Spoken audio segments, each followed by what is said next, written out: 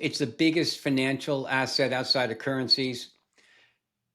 Here's what the high yield, less investment grade spread looks like. The reason this is a great measure because it tells you how much people are pricing the probability of default. A high yield bond, think of it like a leveraged car insurance company, not exactly your highest credit worthy company, versus a Johnson and Johnson. I believe they're the last AAA, unless someone can tell me they are 5A right now. I forget.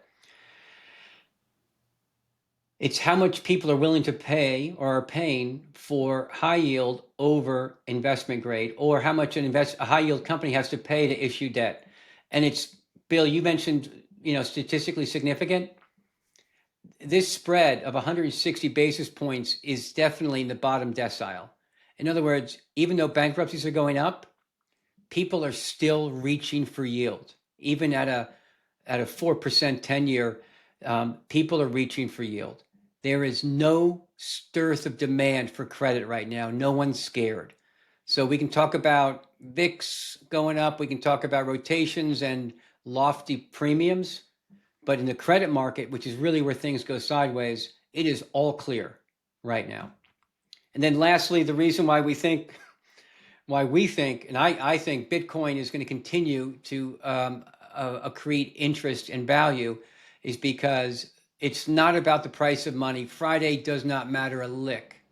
Whether we go to 2% or 3% or remain at 4.25%, 4.5% on Fed funds, which we're not, we're going to drop. The supply of money is going to continue to go higher. It's 7.4% on average since 2020. And we increased our debt load at a 20% annualized rate since we lifted the debt ceiling on July 3rd in order to fund the one big beautiful bill. So the avalanche of money will continue. That's going to push asset prices higher, and scarce ones like Bitcoin and homes will continue to be out of the reach of many. I think that's all I had. I want to actually jump in Bill's ballpark for a second, and maybe Michael, you can touch on this as far as what factors look like or what the ecosystem and digital assets look like and how they've rotated.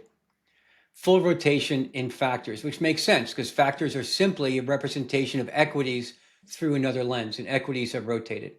Year-to-date growth and momentum, think Meta, Microsoft, NVIDIA, all higher, leading the charge. In August, they bled out. And who's leading? Small caps. Who's buying small caps this year? No one until August.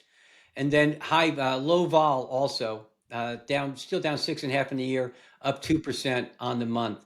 So I think that's why we did the stop, drop, and roll. There's no real information here, folks. People are in a hideout until we come out of this. I still think there's going to be lack of information, more volatility. And I don't know what the signal is, and that's why we have Michael on to show us what he sees on chain and with some of his fundamental research.